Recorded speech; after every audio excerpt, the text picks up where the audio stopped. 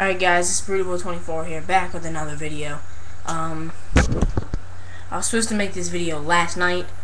I was gonna make it about 1, 2 a.m., or this morning, whatever, but I was way too tired then. So yeah, I might have another video up today, a overview of Madden 2011. This game is amazing. I got it at about 2 o'clock. I've been playing ever since. It's been 2 hours. I've been playing it straight. Well, I'll probably upload that after my jiu-jitsu class later. But anyways, this video is... I know this is kind of similar to my video, What Rookies Have Potential will be the next World Champion, WWE/World Champion. But no, this is kind of similar to it. This is the top 10 people who have potential. I don't know. The top 10 people who have potential, whatever I'm going to call it, to be the next main eventer / world champ. Alright, at number 10, this is Kofi Kingston. Alright, Kofi Kingston. He hasn't been a world champion yet. He's been intercontinental champion. He's been United States champion, world tag team champions. Very talented. He can jump very high. He's very athletic. And I think there's a bright future for him if WWE can book him right. That's the question for all these people. Can WWE book him right? Book this guy right? That's what you gotta ask yourself. When you're talking about this, you gotta think, you're like, well, it all depends if WWE can book this person right. So that's basically for everyone in here. John Morrison, number 9. WWE hasn't been doing too much with him. They're really just people that they just throw in if they need someone. Like when you see like the Nexus versus 7 people, not the SummerSlam. That's actually good for John Morrison to be on that team. I mean, like who knows, the Nexus versus Tatsu, Hart Dynasty, Evan Bourne, and them people like that. That's where they usually throw John Morrison in, but they didn't this time. So yeah, WWE needs to book John Morrison more. He's been Intercontinental Champion, Tag Team Champions, and I think he deserves better than what WWE is giving him. And I think he will get better soon. Once again, he's very talented. WWE needs to book him right. Very athletic. He does the Starship Pain, which takes a lot of athleticism. Okay, then you got Cody Rhodes at number 8. Number 8 is Cody Rhodes. He's talented. As you know, father was Dusty Rhodes, who also got a pretty big push in the WWE or WWF. But yeah, WWE should definitely book him more. They are building him up a little bit as dashing Cody Rhodes. He's not very good at cutting a promo. Maybe they can get him better at that, and maybe WWE can book him a little better than they are. They definitely gave him a bigger push than he was with Ted DiBiase and Orton, but I did like the whole legacy thing. But WWE needs to book him just a little more, not too much more, but just a little more. I think that'd be perfect for him. Number 7, his former partner, Ted DiBiase. Once again, very talented. He is a $1 million champion. I don't think they're really counting that because, you know, the title isn't on WWE.com. He upgraded to Maurice, got rid of Virgil. But anyways, WWE is kind of giving him a push. They've been kind of giving him a push and taking him back, then giving him a push and taking him back.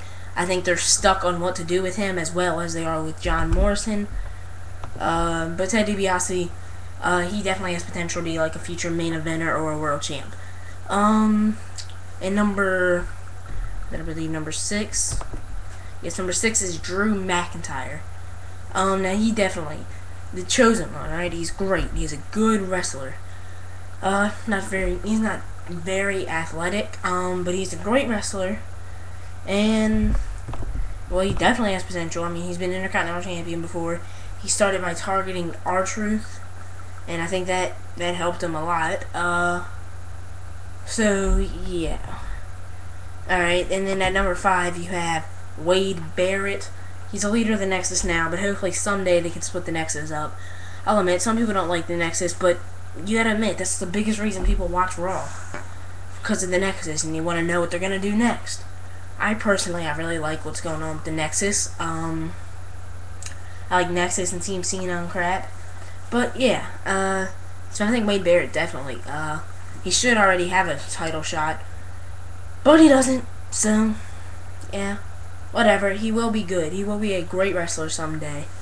Well, he is a good wrestler now. You guys, he will be a better wrestler someday. He definitely has the potential. WWE, if they can book him a little better, maybe if they split up the Nexus, you know what I'm saying? If they ever split up the Nexus and they could book him right, then there you go, future world champ / main eventer. And then you got Dolph Ziggler at number 4.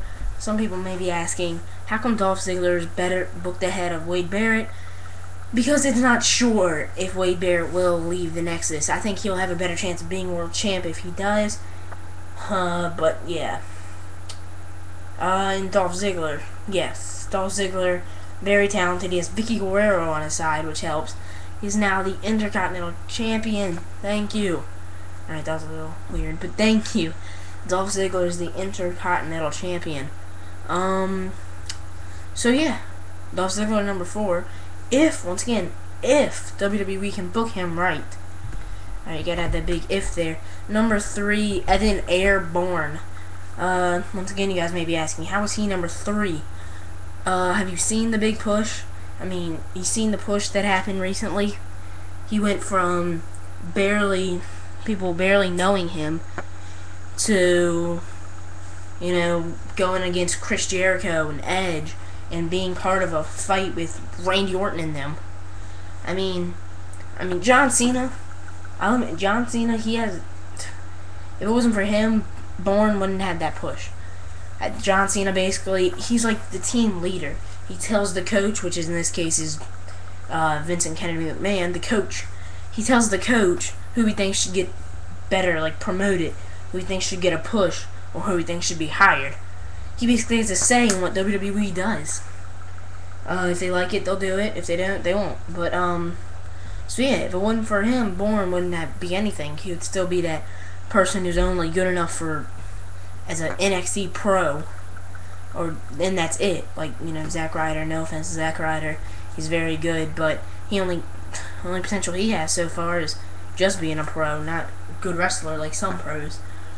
In NXT, just throwing that out there. But anyways, Bourne, he's very talented, high flying. He's athletic, goes over well with the fans. So once again, I'm gonna say this again. If WWE can book him right, then he will be there.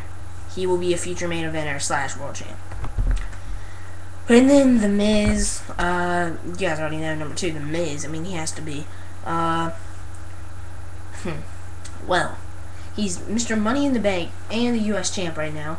I'm pretty sure soon he will be Mr. Sorry, I would say Mr. Money in the Bank. He already is. He will be the United States and WWE champion. He could be the first one to ever do that. I mean, it could happen. It might not. You never know. Okay, well, once again, I have to say this. If WWE can book him right, then that would be amazing for The Miz. He doesn't have to win when he cashes in. I think he should be built up a little more. He don't have to be pushed over the edge, but just a little more built up. Just a little more. They should keep him as a heel. Definitely. I think they should push him more as a heel instead of a face, because WWE, they just have too many people as a face, because they have John Cena, Randy Orton. I think they're bringing Edge and Jericho as a face because they just joined Team WWE. They're pushing R-Truth over a lot as a face. Just slow down with it. Rey Mysterio, all these people. Triple H, and whatever. But they're pushing way too many people over as a face, so Miz should stay heel. I can name some heels off the top of my head. Jack Swagger, Sheamus, whatever. But if Miz does stay as a heel, I think he has a better chance of getting built up than as he would as a face. So then, maybe he doesn't have to win the U.S. or keep the U.S. title and then win the WWE. Maybe he can get rid of the U.S. title, maybe lose it, and then win the WWE. I don't know. Maybe, that'd be a little too much foreshadowing by WWE if he lost the U.S. title. And then you have number 1. Let's see. I'll give you 5 seconds. Did you guess it? I don't care. It was Sheamus.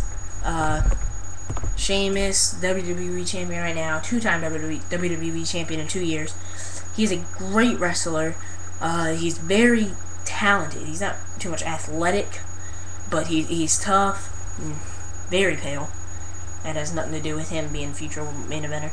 But he's already headlined a WrestleMania, not main evented it, but He had a big match at WrestleMania already against Triple H. He ended 2 careers, Jamie Noble, not saying much, and Triple H, which is big. He's been 2-time WWE champion, and I think he'll only get better as the years go by. So yeah, once again, I'm gonna say this: is the WWE can book him right. You might have heard that a lot in this video. It's because they have to book these people right. Alright, well, you know what? That was it. Not gonna run down the list again.